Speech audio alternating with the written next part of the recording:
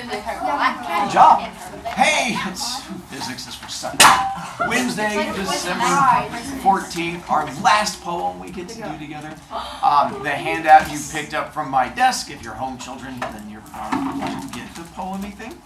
It's definitely going to make the test a lot easier on you. So to help you on that, that's the one we're going to talk about here in just a second. If you're wanting to do well on test, I recommend actually, reading the poems. Last Friday was our test quiz to see how well you would do with reading poems on your own. Today we'll do a bit more testing, and then we'll see how well you do tomorrow. So I just gave you a handout that just has all the stuff on it. So it has on the left-hand side all of the terms you're going to need to know, and then the 3 poems you're going to need to know are on there also. That way you don't have to try and track them down. The other poems will be on there, but a good chunk of it comes from that Custard the Dragon. I think there's like 6 questions on there because it's long but fairly easy. And then there's only a couple of questions from the other ones because they're shorter, maybe a little bit tougher, but shouldn't be too bad. Questions as far as any of that goes? If not, then you can leave it out to doodle if you're wanting to. But today's poem is not on that handout. It's one that's on like your old one that's like the yellow or something like that. But that's why you don't have that handout out. Because it didn't say to have that one out. You should just have out the new one. And the old ones you don't have to have out at all. Well, I guess technically. Did we do the refrain with you guys yesterday? Yep. So what is a refrain? A line that repeats. Just making sure the line that gets repeated. I have you guys find the refrain in Annabelle Lee. No. Oh, beautiful Annabelle Lee, and into the kingdom by the sea. There you go. So in this one, you're going to have 2 different ones you're going to have to find. One of them is in this kingdom by the sea, and then the other one being Of the beautiful. and then something Annabelle Lee. Because sometimes like of the beautiful or I and my or I don't know, she's such a hottie Annabelle Lee or what different lines that are in there. She's such a baddie, Annabelle PH. Stop trying to fight physics. For test tomorrow, you are going to have to figure out the refrain in a poem. So I just figured I would give you a heads up so make sure you can figure out how that works.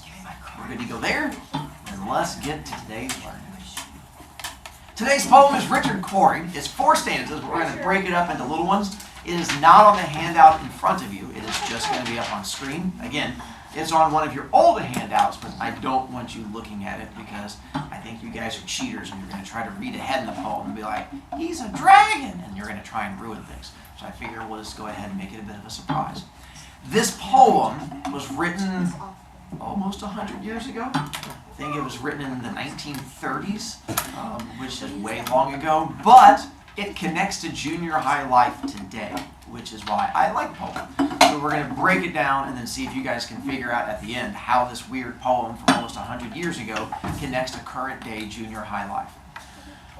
And we're going to need 4 readers, and I get to look into your hearts here in just a moment.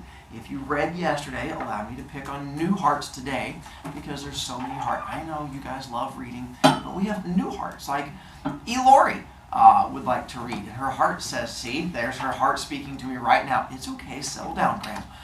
We'll give you stanza 1 because I know how excited you are on that one. And then Shaw, good morning is almost the same thing as ho, ho, ho. So I figure your hat is like speaking. It's like the ho, ho, ho is Santa-ese for good morning. So I figure it's like the same thing. So we'll give you stanza 2, and then we'll get to 3 and 4 in just a moment.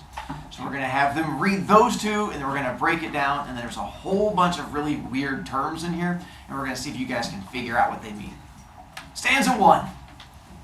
Whenever Richard Cory went downtown, when we people on the pavement looked at him, he was a gentleman from soul to crown, clean, favored, and imperially slim. Totally makes sense. Nailed it. Stanza 2. And he was always quietly arrayed, and he was always human when he talked, but he still fluttered pulses when he said good morning, and he glittered when he walked. Nailed it. So far, not much to it. Let's see. Whenever Richard Cory went downtown, we people on the pavement looked at him. He was a gentleman from soul to crown, clean-favored and imperially slim. Step 1, who's our character? There you go. Where is it taking place? And that's only in the very first stanza. They talk about the town. The rest of it don't. It's just the idea that there's a lot of townspeople looking at him. Now we get to break stuff down. Gentlemen from soul to crown. This is renaming an idiom. So let's go baby steps. Do you guys know soul? S-O-L-E? Yes. Bottom of your shoe. So not S-O-U-L, the thing that I'm missing, but S-O-L-E, thing on bottom of the foot. And then crown. Head. Head. So not crayon, the thing you used in kindergarten. So it's talking about the sole is the bottom of your foot, and then the crown is the top, which is different than a crayon. So here is, oh, by the way, this is an idiom, although he used a different way of saying it. Do you know what idiom this refers to? Head to toe. So here's my question that I would put on the test. Why did the poet use sole to crown instead of head to toe in the poem? And it would be, So it can rhyme with town. there you go. So that's the kind of stuff I want you guys to be able to figure out. Like, so what is that an example of? And be like, it's an idiom. He just worded it wrong. Like, so then why does he use that? And you're like, oh, because it's gonna rhyme. Flexy, flexy, me so smart. And then you begin to go. Now let's see if you do this one. Clean favored. Now, on this one, it is not a phrase I expect you to know. This is where can you have a guess as to what you think it means from the poem? It's not clean flavored. It's not like spearmint. You're like, ooh, it makes my tongue burn. But clean favored, no L. Jimmy Jam? Like his face is shaped? Ooh, clean favored. I like where you're going with that one. Not quite, but creative. Gussie? Like, he'll help people out sometimes. No. Well, no, he dresses nice. Dress is nice. Yeah. Okay. I like that one too. Jada? It's like clean and like proper and like it's fancy. Fancy? Yeah. Like wears a tuxedo? Like snaps when he walks? Are you just saying yeah to everything I do? Okay, I was just checking on that. Is that like, walking around with the penguin on a leash? Okay, I just say alright. So that would be. Let's see. Do you guys know? Ooh, here's an idiom for you. Skeletons in your closet? Yes. No. Okay. Those of you who do, what does skeletons in your closet mean? Wally? You've done bad stuff in the past. There are things you've done in the past that you were trying to hide from people. Well, that was interesting that apparently there was a lot of turning and staring in that area.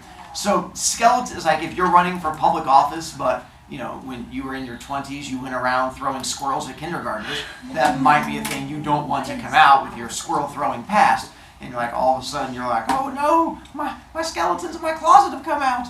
So here with clean favored, it goes to his reputation. You guys know what a reputation is? Yes.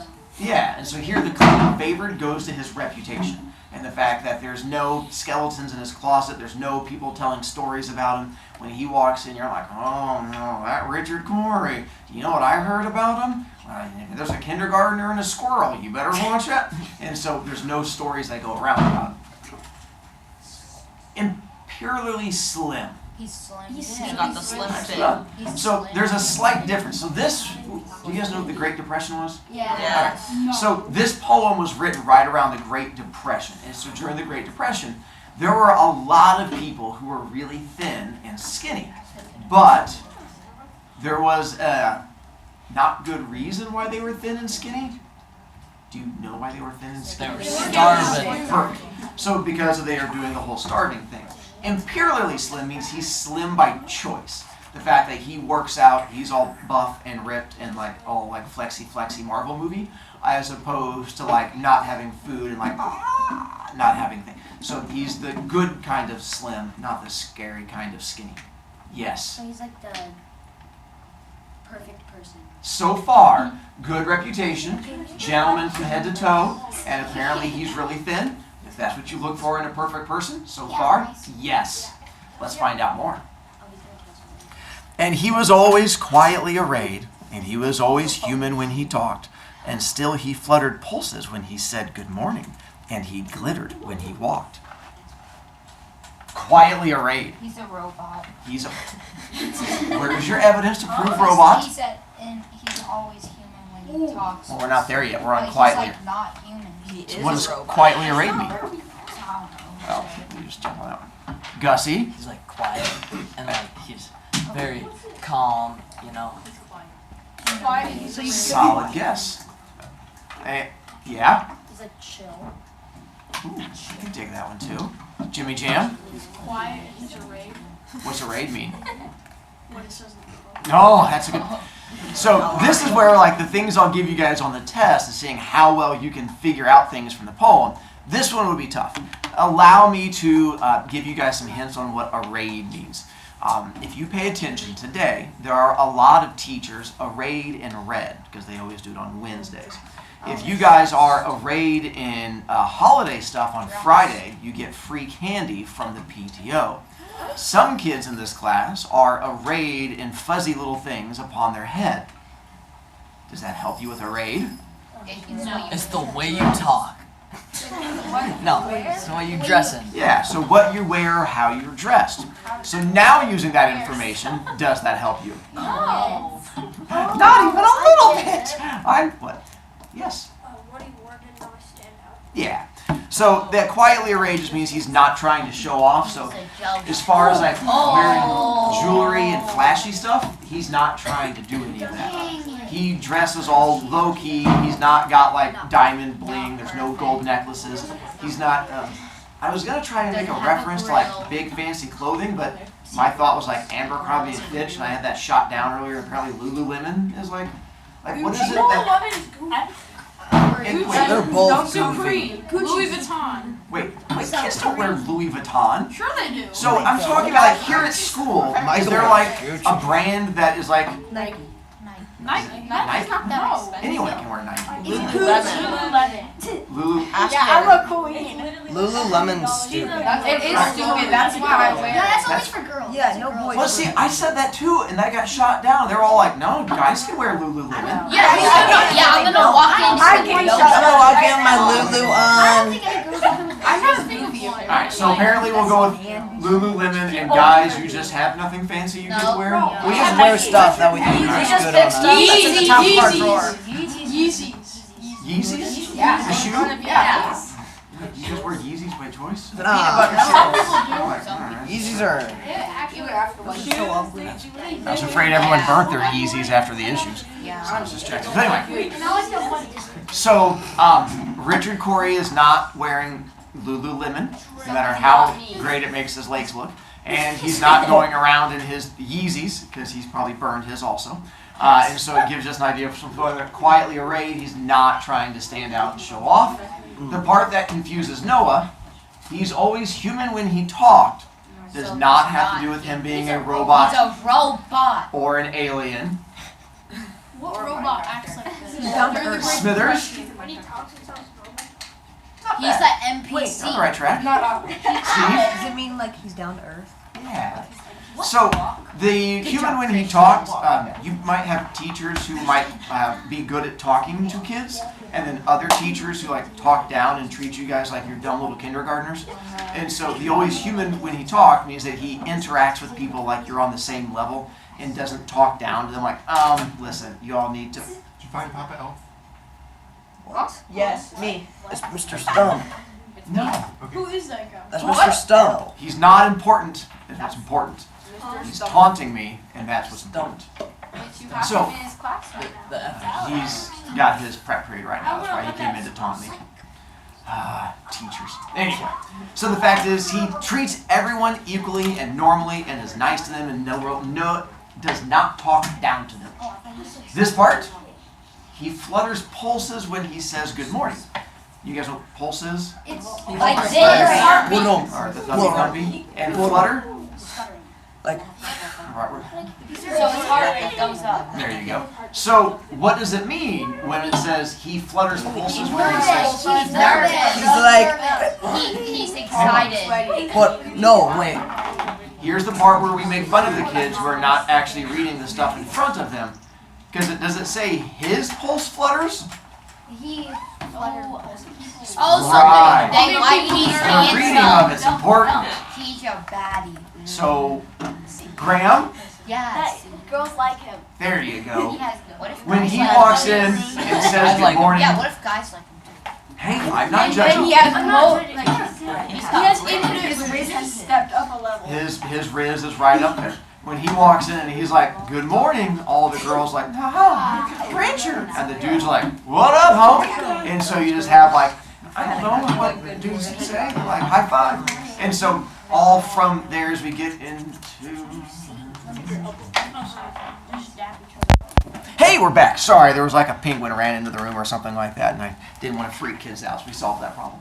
So they got really excited about fluttery pulses, and some of the boys were like, "Oh my goodness, fluttery pulses! I'm so excited about that." It happens to the best of us. And so he walks in, and people get all excited. He glitters when he walks. We know. Wait, does it mean he wears fancy jewelry? How do you know? He has sparkle shoes. Because he doesn't wear jewelry.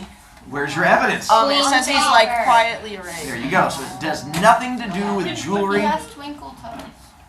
He has like Skechers. He was confident. Wrong picture. Wally? I think he wears light up 2-year-old lightning McQueen shoes.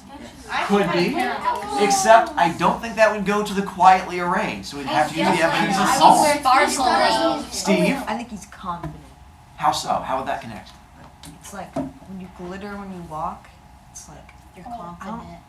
Yeah. Confident I one. don't know how to explain it. That does make it tough to understand that. Well, He's like, yeah. All right, he what has kind of- the strut. He has the strut. A strut? No. Oh. Like the I don't think confidence. that works. There is. I don't think that works as glitter. Is that your model But block? it could, because what if models have. Wait, I don't know. I don't either. Oh, Jimmy Jam? He walks like an NPC. Just like Alex. Yes, just like that. I'm not sure that would connect to the information we're given so far, nor I'm not sure how that would be He's glittery. sparkly. It's so Graham? His smile, How so? it's like shiny and he smiles a bunch. She saw the He brushes picture. his hair. Shiny. She saw the picture. How dare she cheat by learning? That's like the worst thing ever. Like, this is school. Bad this. Yeah, there's no place for. Yeah, I put up the wrong picture up there. That's the idea. So the glittering when he walks is the idea that he's attractive. I think the confident is probably a big part of it. And he has like the Orbit commercial where you do the whole E and bing and it sparkles off the face. And he probably has like scrub skin and looks all nice and fancy. And so not necessarily clothing wise, but just in general when he walks in, as you guys would say, the Riz is high. The Riz. All parts of that conversation hurt me. I can tell. Stanza 3! We'll continue with our stanzas 3 and 4 from there. And then let's see, we picked on that. Preston, you have a new seat. I don't want to rob you of. What, did you just read a second ago? No. No, I didn't think so. We'll give you stanza 3 from there. And then we'll go ahead and give Cloudy stanza 4. Go for it. Yeah, oh yeah, sorry. And he was rich, yes, richer than a king, and admirably schooled in every grace. In fine, we thought that he was everything to make us wish that we were in his place. Don't read yet. Hold on to yours. I know you're excited. So we found out 3 big things in this stanza. And he was rich, yes, richer than a king, and admirably schooled in every grace. In fine, we thought that he was everything to make us wish that we were in his place. The first big thing is, how rich? Richer than the king. So I'm assuming that just means like diving into piles of money like Scrooge McDuck level. Like he's going out and making his own spaceship to try and race Bezos. And he's like, let's have a spaceship race. So apparently there's lots of fat cash for him. This part, admirably schooled in every grace. He's smart. Guess as to what that means. He's schooled. Graham, He's very smart. you're on the right track. It's more than just smart, but I like what you're thinking. He's talented. In what? Every grace. Everything. In Everything. every He has grace. manners. Caleb, I like what you have so far. He's like very polite. I like that too. Talented. He's Smithy, He's a jack of all trades. meaning what's that? He can do a lot. Not bad. All right. Graham again? That he has like a lot of degrees. Like Like he's hot. Degrees. school degrees. Oh. Like business. And the combination of all that, yeah, he's the. Do you guys have that friend that is good at everything they do? Like whether they choose I am to that friend. like all of the good grades, and they're also playing sports. If they play video games, they're always coming in first. what? And it's like they don't even seem to try; they just do it. That would be him. No matter what he does, he channels his inner Ellery, and Are it's you one just of those really guys good too, at. Pringle? So that's what they're talking about there. I'll say that. I'm that guy. I'm so good at phone. You are him, Gus. Like he's the best at like losing points in class and talking non. And then this bottom part And fine, we thought that he was everything to make us wish that we were in his wanna place. They want to be jealous. They're That jelly. was- so what emotion are they feeling? Peanut butter Jealousy. Because they are not nearly as Ooh, what character did we recently read The angel. that had that same feeling? The angel. From? That one poem I read yesterday. There you go. And so it's sort of the same feeling where the angels feel jealous because the humans had all this love. Everyone around him feels jealous because he's so special. Right? The other people are gonna kill him, just like the angels. And it says curse the bread. Well, we're not there yet. Yeah, but That's there are gonna only be 4 our stanzas. him. You should charge him first. Let's find out. Stanza 4. All right, Brooke. Len. So on we worked and waited for the light, and went without the meat and cursed the bread. And Richard Cory, one calm summer night, went home and put a bullet through his head. No, he's dead. Ah! Hey, yo. Killed himself! He was depressed how perfect he Takes a was. bit of a turn. We'll talk about the end of it here in a second. He didn't want to be perfect. So on we worked, and wait, I will get to that. I have faith in you. And waited for the light, and went without the meat, and cursed the bread. And Richard Cory, one calm summer night, went home and put a bullet through his head. Takes a wee bit of a turn there towards the end. So the part of those first 2 lines, on we worked, waited for the light, went without the meat, cursed the bread. The people around him, Don't have food. there you go. So they are struggling. So he apparently has everything going for him. And then the fact that people around him are definitely struggling and are not as well off. And it can be a bit of a metaphor, that well off. It doesn't mean like you actually have no meat and food, but the fact that you don't have what he has. And then what does he do at the very end? Shoots Shoots himself. himself. So before I get into explanation of it, do you have an idea of why? With this whole poem, everything you see in it, and we'll get to the connecting to junior high in a moment, and it most definitely does connect to junior high. In a moment, you're gonna be like, oh yeah, that not this part so much. The theme of it we're gonna get to. We're not gonna all of a sudden try to trigger you all at the same time. There's a theme to it we're going to get to. But to figure that out, you have to know why he does that. That goes to our theme. Sanka? Maybe he didn't like being like this like perfect guy that was rich, and he just didn't like having. I know. Alright, I can roll with that. I hear you. Hang on. Gussie? So like he could have like written them into his will, and then like they could have gotten the money. But what if the bullet through that didn't kill him? Oh, it does. Then That's nice theory. Nice Jada? Maybe he was like tired of his life and being like he felt the need to be perfect all the time. I could definitely see that too. Bryce Lee? No, he had no friends and he was lonely. oh dang. Why do you say that? I don't know. It never mentions him being with people. It doesn't. Wait. Does it mention friends? No. Does it mention family? No, he's lonely. Oh, yeah. You see, that's He wants that's to not go see his family. 'Cause Nicely done. So, if we were to ask you, what are the most important things that bring you happiness in your life? Then when you look up here, are those things mentioned? No, he just. So you have the idea that you're right. He was good looking. He had all these things going for him, but never once does it mention friends or family. Now, given he probably could go out and try to make friends, but what would be the worry when he's going out to make those friends? Everyone will try to be Maybe his money friend. can't. Wow, did he They're just not jump his right in friends. front of you? That was great. What would you say, Wally?